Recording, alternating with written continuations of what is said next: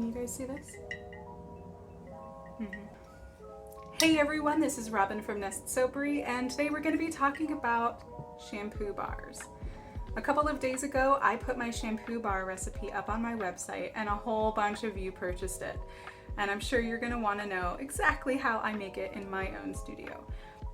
I've spent probably days of my life trying to figure out how to make a shampoo bar press without a pneumatic press in my own studio and look like an actual professional shampoo bar. And many four-letter words have been used.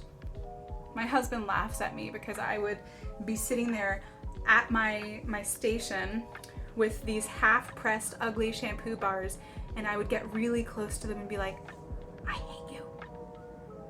It was funny to him, but absolutely infuriating to me because I loved these shampoo bars. They make my hair feel so good. They make my hair look great. They don't take the color out of my hair. But trying to press them into a mold was like, I'd rather shave my head. I'd rather have teeth pulled. I'd rather get a root canal. I'd rather be stuck in a car with my screaming toddler for a couple of hours. I'd rather have sand in my bathing suit. I'd rather drink wine that has gone bad. No, I think that's going too far. I'd rather press shampoo bars than that. Anyway, I no longer have to press shampoo bars because I've come up with a formula that you can pour into molds and get clean, crisp lines every single time. And your mold can be more intricate than mine. I have a really basic disc, like a puck mold. But if you wanted something that looked like flowers, you could absolutely do that, or something more geometric, or even make it look like a dog. Whatever you want it to look like, baby, you can do it.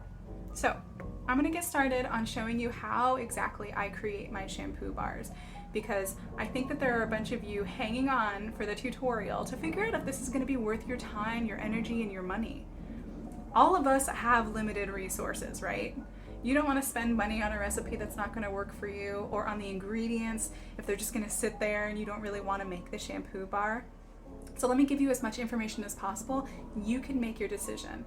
I'm going to link down below where you can get my shampoo bar recipe. There's also a conditioner bar recipe if you want to complete the set. And I'll also provide the suppliers where I get all of my ingredients. So if you want to know where the heck am I supposed to find SCI or hydrolyzed rice protein or panthenol, you'll know after this video. Just head on over to the description box below and you'll get all of that information. So without further ado, let's get started on how to make these shampoo bars. The bars that we're going to be making today are made with synthetic detergents, not cold processed soap. And our main ingredient today is called sodium cocoyl isethionate. It comes in two forms, noodle and powder. If you have the noodle form, you will need to grind it into a powder before getting started. Next, I'm dumping all of my powdered SCI into a stainless steel pot and putting it over low heat so that it can melt. Now, I want to be really clear here. When you're working with SCI, you need to wear a mask. The particles become airborne very easily and can be very unpleasant when inhaled. In the meantime, we're going to measure out the rest of our ingredients, starting with cocoa butter. This is going to provide our bar with a nice smooth texture and solidification. Next is cetyl alcohol, which makes it feel really silky on your hair. And then we've got BTMS 25, which is an emulsifier. This ingredient emulsifies our product and allows it to become sort of like a cream when it's been added to water and then scrubbed onto our hair. Now we have rice flour or rice starch. This can be replaced with lots of other powdered botanicals like spinach powder, alfalfa grass powder, or hibiscus powder. And last but certainly not least, we've got powdered panthenol here. You can get this at many suppliers, and it's really great to put into applications that are going to be used on hair. Once our SCI has fully melted, it's going to look something like this. Now you're probably saying that doesn't look melted, and it doesn't. It's not liquid, but it is kind of a paste. The way that I like to test whether or not I'm ready to add other ingredients is that I smooth this powder down onto the bottom of the pan, and then I try scraping it up.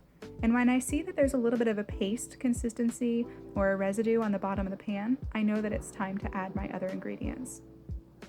Now I dump them all in, and I'm going to stir them over very low heat until everything melts and becomes a homogeneous mixture.